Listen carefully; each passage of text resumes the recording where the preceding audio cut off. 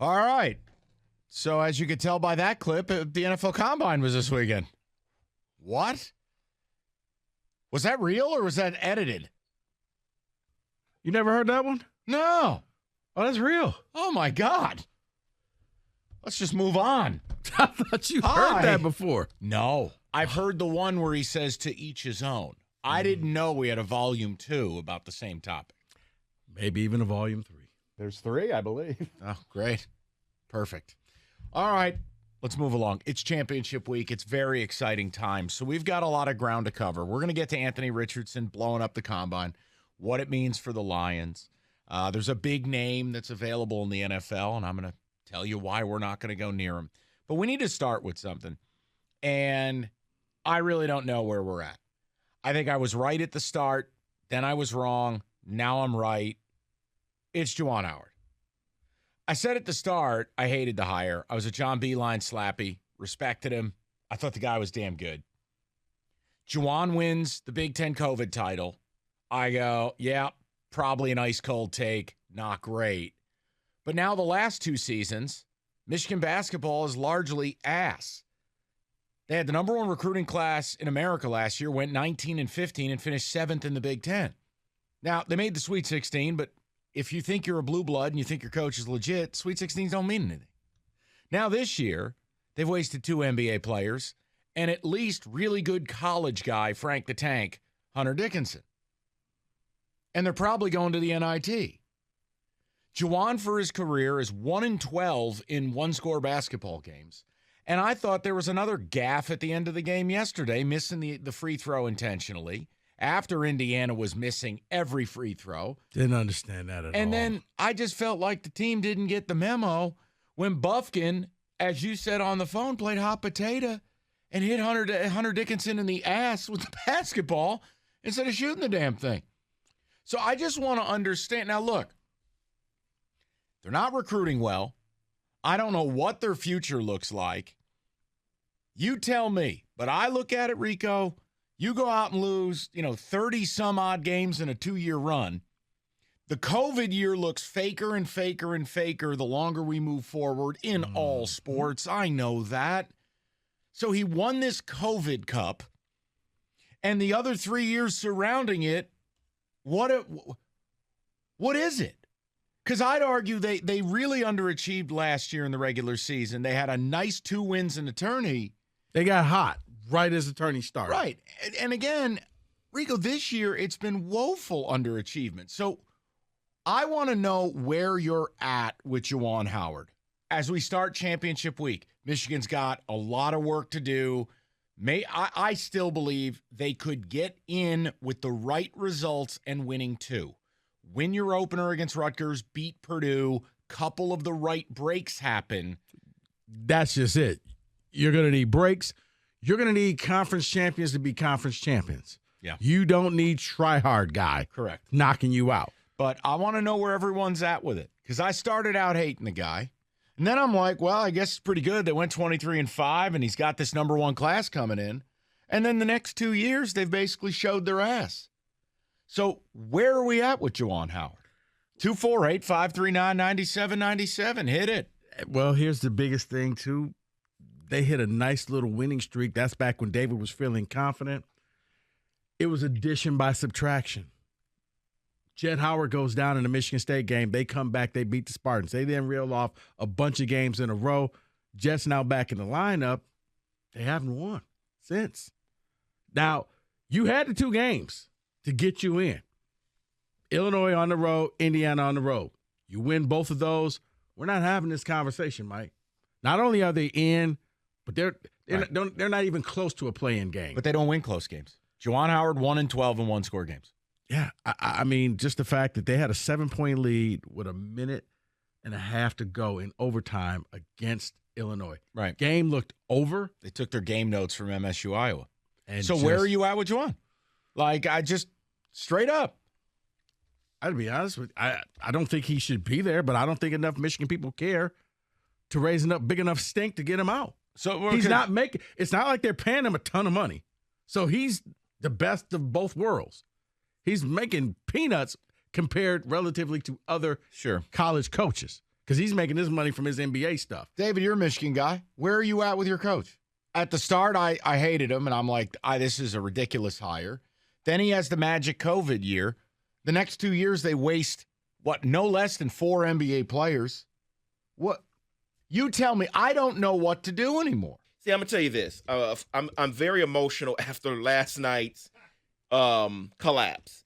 But let me be fair here. I'm going to be fair and say that he deserves one more year to see if COVID was a fluke. It looks like it is. It looks like it was. But let's give him one more year. But what I don't understand as a fan is all the close games you've had, you're not learning from them. Your coaching is what should be the difference when you have these games. Okay, the first couple, you say, all right, look, let's work on this during practice. Let's get this better. Let's fix this so we won't collapse or we have a better strategy at the end of game. And it doesn't seem like it's coming from coaching. David, what I didn't understand was at the end of the Illinois game, Kobe Buffkin's on fire. Correct. He can't be stopped. He didn't shoot the ball, I don't think, in either overtime. Just iced him out the game. Your own team. They ran offense for everybody else. It was for Hunter and for Jet. Kobe, nothing. Then last night, I guess Kobe got the memo, I'm not supposed to take the final shot. And it's like, son, you got NBA talent. This is what every kid dreams about in their backyard, counting down in your head. 5, 4, 3, 2, and then you take the shot. He throws it and hits Hunter in the back. The most anticlimactic ending to a great game. Everybody looked like, wait, is that it? Yeah, I think that's ball game. Well, that's what happens when your coach decides to miss on purpose at the free throw line instead of just making the free throw and fouling. They had missed 4 free throws in a row. Hey, by the way, shout out fouling up 3, late stages. Indiana missed 4 straight free throws and still won. And they did it without Michigan ever getting a quality look at the basket because it's really difficult and you compress the game. Mm-hmm. I'm telling you, if you're up 3 late, you got to foul. Izzo, please, God, listen one time. You're right. Indiana kept doing that. Purdue is a big fan of that. Yeah. Matt Painter, nope. Now, look, I'm with David on this. First of all, I'm not in the business of getting rid of an enemy who I don't care about necessarily. Look, Juwan during the COVID year looked like he was going to build a freight train. Maybe it's like Mel Tucker. I don't know. Tucker, year 2, 11 wins, magic in a bottle, recruiting's up, it's going to be great. Cutscene, 5-7, and we have kickers missing extra points. Like, maybe it's one and the same, but the point is, like, Tuck has to have another year. So does Juwan. The thing I'd be worried about in basketball is if you're not recruiting well, and they're not, they don't have a top 75 player coming in. Basketball is easier to flip a team. Football, so he's going to go total portal. Football. Yeah, next year's class, he has 1 guy coming in, I believe. So, yeah, you're probably looking at 3-4 portal guys to fill in the spots. I mean, look, I think next year it's kind of show or go for both guys. I'm not saying you got to win the Big Ten, but, like, all momentum in the Michigan program's lost. All momentum in Michigan State football's lost. It's kind of the same thing.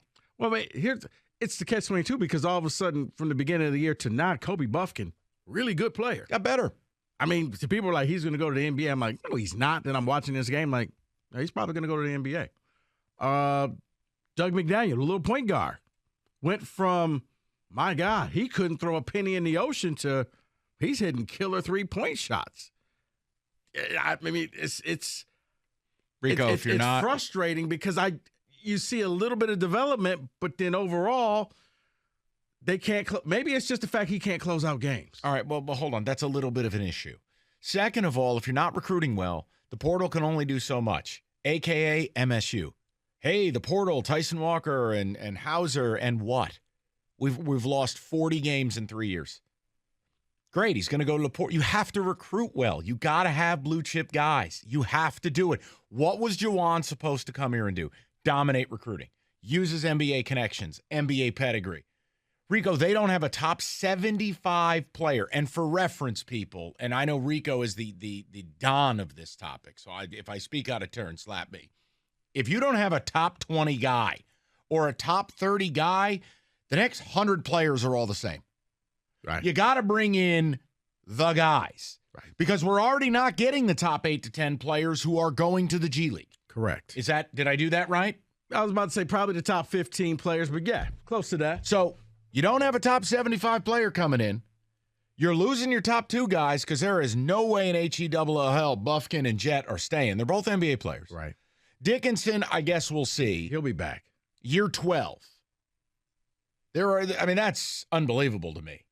But whatever, the point I'm making is, where are we at with this guy? At the start, I hated it. I panned the hire. COVID year, I go, well, that's a bad take. And now I'm right back to where I started. They're not good late in games. They're not fundamentally sound. They do stupid stuff. The recruiting's nowhere where it needs to be. And when you have it, look, MSU does not have NBA talent. All right? They don't. They haven't had it in years. You've wasted more NBA talent in the last 2 years of Juwan than Tom's had in 5. You know, the best player MSU's had in 5 years is Xavier Tillman. What? Cassius. But Cassius is politely not an NBA player. No. Are you talking college player or are you talking NBA I'm talking player? NBA talent because you know my religion is if I don't have NBA players, I can't win a natty. No, because you could be a great college player. Hunter Dickinson. And lead your team to a championship and just nothing. Right. You're Luka Garza. You're Hunter. You're Hunter. Excellent college player. Not an NBA guy. Yeah, I guess probably, X. Very fertile man. 248-539-9790. Not anymore. No, Rico Beard reporting Xavier Tillman has seen Dr. Snip Snip. I told you that last year. I was like, anymore? He was like, no, I'm done. All right. Good to know we got that taken care of.